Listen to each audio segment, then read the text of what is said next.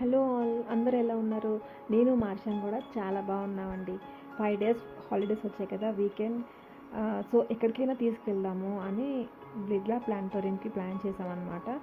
ఒకరోజు అలా తీసుకొచ్చాను మొత్తం సైన్స్ మ్యూజియం అండ్ ప్లానిటోరియంలో వీడియోస్ అలౌ చేయలేదు, సో వీడియో తీయలేదు.